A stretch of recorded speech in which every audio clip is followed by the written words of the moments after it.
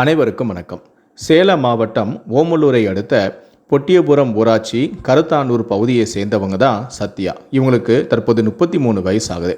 சத்யாவிற்கு கடந்த 15 வருடங்களுக்கு முன்பு கமலாபுரம் ஊராட்சி பூமாரியம்மன் கோவில் பகுதியை சேர்ந்த ராஜ்குமார் என்புடன் திருமணம் நடந்துச்சு. இந்த தம்பதிகளுக்கு தற்போது மகிஷா வயது 13 என்ற ஒரு மகளும் கிஷாந்த் என்ற ஒரு 10 வயதில் ஒரு மகனும் இருக்காங்க.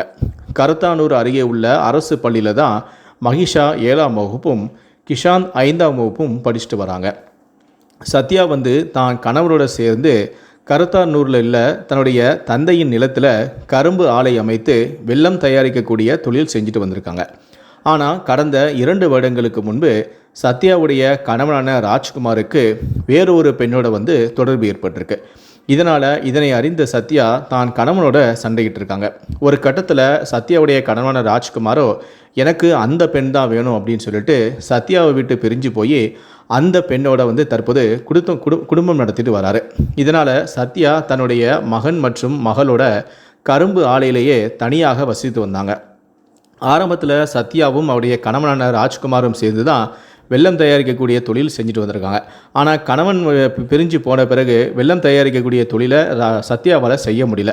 இதனால் அவங்க தனியாக வேலைக்கு போகலாம் அப்படிங்கிற ஒரு முடிவுக்கு வந்திருக்காங்க. அதன் பிறகு ஓமலூரில் உள்ள ஒரு வீட்டு உபயோக விற்பனை செய்யக்கூடிய தனியார் ஷோரூமில் அவங்க வேலைக்கு போயிட்டு வந்திருக்காங்க. ஒரு 2 வருஷமாக அங்கே வேலைக்கு போயிட்டு வந்திருக்காங்க. அப்படி அவங்க வேலைக்கு போகும்போது தான் அந்த ஷோரூமில் மேலாளராக வேலை பார்த்துட்டு வந்தக்கூடிய கருப்பூர் வெள்ளாளம்பட்டி காலனி பகுதியை சேர்ந்த சக்திவேல் என்பவரோட சத்யாவுக்கு பழக்கம் ஏற்பட்டிருக்கு. அதன் பிறகு நாட்கள் செல்ல செல்ல இந்த பழக்கமானது இவங்களுக்குள்ள நெருக்கத்தை ஏற்படுத்தி தகாத உறவாக மாறியிருக்கு. அதன் பிறகு இவர்கள் இருவரும் தங்களுடைய கள்ளக்காதலை வளர்த்துட்டு வந்திருக்காங்க. நாட்கள் செல்ல செல்ல தன்னுடைய கணவனான சக்திவேலுடைய நடத்தை சரியில்லையே அப்படின்னு சொல்லிட்டு அவருடைய மனைவி அவரை கண்காணிக்க ஆரம்பிச்சிருக்காரு. சக்திவேலுக்கு திருமணமாகி 2 குழந்தைகளும் இருக்குது. இந்த நிலையில தான் சக்திவேலுடைய மனைவி தன்னுடைய கணவன் கூட வேலை செய்யக்கூடிய சத்யாவோட தகாதவர்கள் இருக்கிறார் அப்படிங்கிறத கண்டுபிடிச்சிருக்காங்க.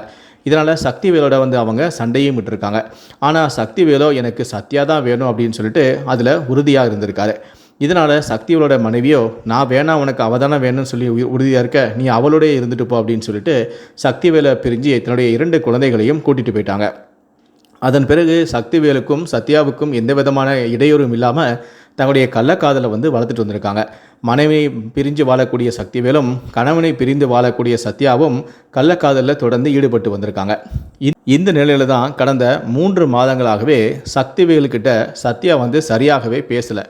ஏன் நம்மக்கிட்ட இவ பேசலை, ஒருவேளை வேறு யாருடனும் சத்யா தொடர்பில் இருக்கிறாரோ அதனால தான் சத்யா நம்மக்கிட்ட பேசாமல் இருக்கிறாளோ அப்படின்னு சொல்லிட்டு சக்திவேலுக்கு சந்தேகம் ஏற்பட்டிருக்கு. இதனால் இது குறித்து சத்யாவிட அவர் பல முறை கேட்டிருக்காரு. ஆனால் சத்யா அப்படிலாம் ஒன்றும் இல்லை அப்படின்னு சொல்லி சமாளிச்சுட்டு வந்திருக்காங்க. இருந்த போதிலும் கூட சக்திவேலுக்கு சத்யா மீதான சந்தேகம் தீரலை. சரி, நம்ம கடையில் இருக்கும்போது அவள் யாருக்கிட்டையும் ஃபோன் பேசலை, அப்போ வீட்டுக்கு போன பிறகு அவள் என்ன செய்கிறா, உண்மையிலே அவள் வீட்டில் தான் இருக்கிறாளா, வீட்டுக்கு போன பிறகு என்ன செய்கிறா அப்படின்னு சொல்லிட்டு அதை நம்ம உறுதிப்படுத்திக்கணும் அப்படின்னு சொல்லி சக்திவேலு சம்பவத்தன்று அதாவது நேற்று இரவு என்ன பண்ணியிருக்காருன்னா சத்யாவை பார்க்குறதுக்காக அவருடைய வீட்டுக்கு போயிருக்காரு. போனதுமே அவர் வீட்டை சத்யான்னு கூப்பிடவில்லை, கதவையும் தட்டலை. சரி, வீட்டுக்குள்ளே என்ன நடக்கு அப்படின்னு சொல்லிட்டு வீட்டு கதவு பக்கத்தில் காதை வச்சு கேட்டுக்கிட்டே இருந்திருக்காரு. அப்போது சத்யாவுடைய வீட்டில் சத்யாவுடைய குழந்தைகள் 2 பேருமே தூங்கிட்டாங்க. ஆனால் சத்யா மட்டுமே தூக்காமல் வீட்டில் உள்ள கதவை உள் பக்கமாக பூட்டிக்கிட்டு யார் கூடயோ செல்ஃபோனில் பேசிக்கிட்டே இருந்திருக்காங்க. இதை கதவு பக்கத்திலே நின்றுட்டு சக்திவேல் கேட்டுக்கிட்டே இருந்திருக்காரு. இந்த நேரத்தில் இவ தூங்காமல் யார் கூட பேசிகிட்டு இருக்கா, அப்போ நம்ம நினச்சது உண்மைதான், சத்யா வேறு யாரு கூடயோ தகாத உறவில் இருக்கா, அதனால தான் அவன் நம்மக்கிட்ட சரியாக பேசாமல் நம்மளை விட்டு விலகி போகிறாளோ அப்படின்னு சொல்லிட்டு அவருக்கு ஆத்திரம் தலைக்கேறி இருக்கு. இதனால் இதை கையுங்குலமாக சத்யாவோட செல்ஃபோனை பிடுங்கி பார்த்துடணும் அப்படின்னு சொல்லிட்டு சக்திவேல் என்ன பண்ணியிருக்காங்கன்னா சத்யாவோட கதவை தட்டியிருக்காரு. ஏன்னா இது இந்நேரத்தில் யாரா தட்டுறாரு அப்படின்னு சொல்லிட்டு சத்யா யார் அப்படின்னு கேட்டிருக்காங்க. அப்போ தான் சக்திவேல் நான் தான் வந்திருக்கேன், கதவை துற அப்படின்னு சொல்லியிருக்காரு. இந்நேரம் இவன் வீட்டுக்கு வரணும் அப்படின்னு சொல்லிட்டு கதவை திறக்காமே இருந்திருக்காங்க.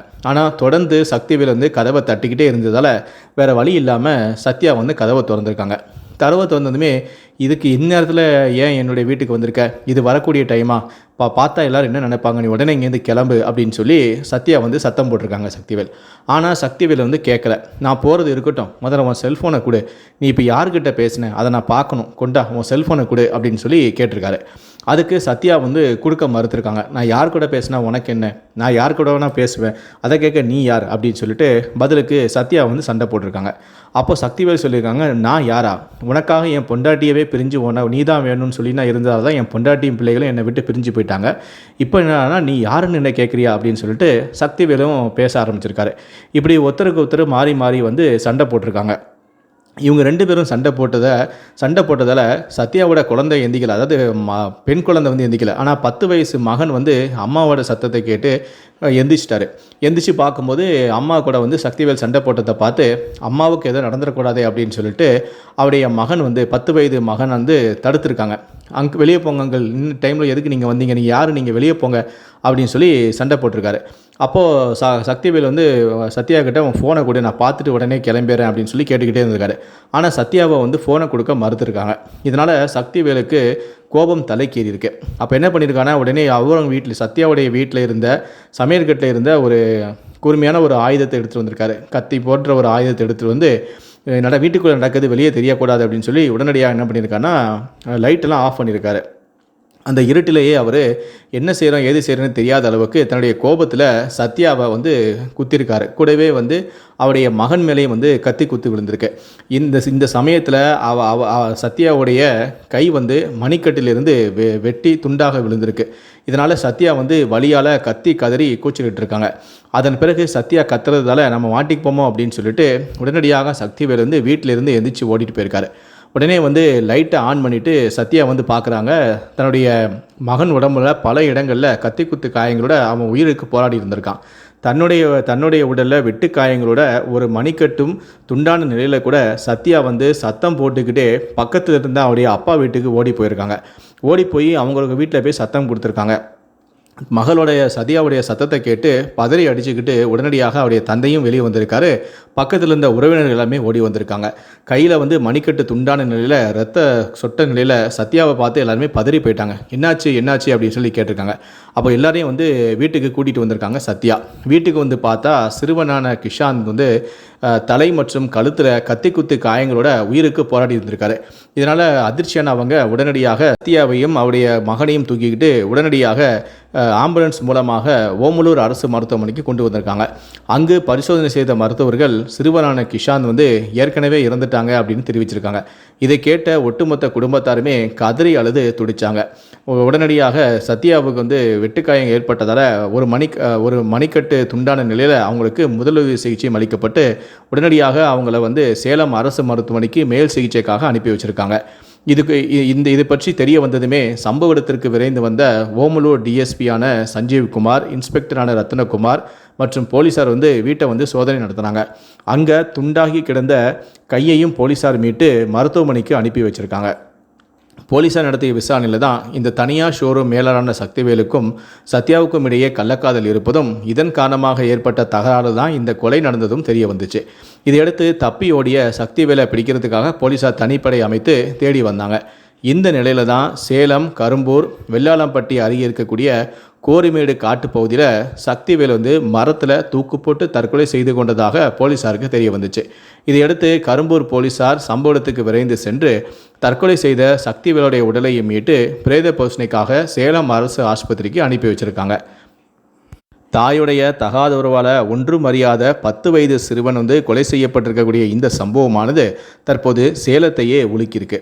இந்த சம்பவத்தை பற்றிய உங்களுடைய கருத்துக்களை கீழே இருக்கக்கூடிய கமெண்ட் செக்ஷனில் மறக்காமல் சொல்லுங்கள். நன்றி, வணக்கம்.